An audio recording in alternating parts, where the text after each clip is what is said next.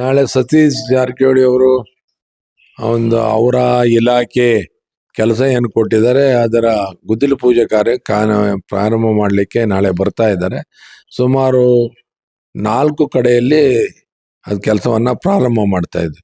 ಒಂದು CRF ಮುಖಾಂತರ KR ನಗರ ಮತ್ತೆ ಏನು ಚೀನಹಳ್ಳಿ ಗೂಡ್ ರಸ್ತೆ ಇದೆಲ್ಲ ಅಲ್ಲಿ ಒಂದು ಗುದ್ದಲಿ ಪೂಜೆ ಕಾರ್ಯಕ್ರಮ ಇದೆ, ಕೆಲಸವನ್ನ ಪ್ರಾರಂಭ ಮಾಡ್ತಾ ಇದ್ದೀವಿ. ಅದ್ರ ಜೊತೆಗೆ ಹೊಸಕೋಟೆಯಲ್ಲಿ SHDB ಮುಖಾಂತರ ಇವತ್ತೇನು ಬಹಳ ದಿನಗಳಿಂದ ಇದಿತ್ತು, ಸುಮಾರು 15 ವರ್ಷಗಳಿಂದ ಜನರು ಏನು ಅಭಿವೃದ್ಧಿ ಕಾಣದೆ ಆ ರಸ್ತೆ ಬಹಳ ಹೀನಾಯ ಸ್ಥಿತಿಯಲ್ಲಿತ್ತು. ಅದನ್ನು ಮನಗಂಡ ಸರ್ಕಾರ ಇತ್ತು ನಮಗೆ ಸುಮಾರು 20 ಕೋಟಿ ಹಣವನ್ನ ಬಿಡುಗಡೆ ಮಾಡಿದೆ. ಅದನ್ನ ಗುದ್ದಲಿ ಪೂಜೆ ಮಾಡುವಂತ ಕೆಲಸವನ್ನ ಪ್ರಾರಂಭ ಮಾಡೋದಕ್ಕೆ, ಅದ್ರ ಜೊತೆಗೆ ಇವತ್ತು ಮಾಯಗೊಂಡಿನಿಂದ ಹೊಸಕೋಟೆ ರಸ್ತೆಗೆ ಸುಮಾರು 5 ಕೋಟಿ ಹಣವನ್ನ ಕೊಟ್ಟಿದ್ದಾರೆ.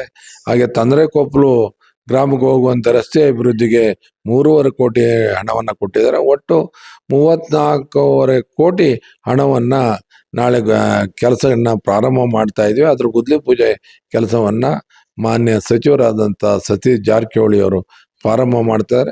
ಅದ್ರ ಜೊತೆಗೆ ಈಗಾಗಲೇ ಇನ್ನು ಉಳಿದಂತೆ ಒಂದು 15 ಲಕ್ಷ ಪ್ಲಸ್ 6.5 ಲಕ್ಷ 21 ಕೋಟಿ ಕೆಲಸ ಕೂಡ ಇವತ್ತು ಅದು ಏನು ಟೆಂಡರ್ ಆಗ್ತಾ ಇದೆ.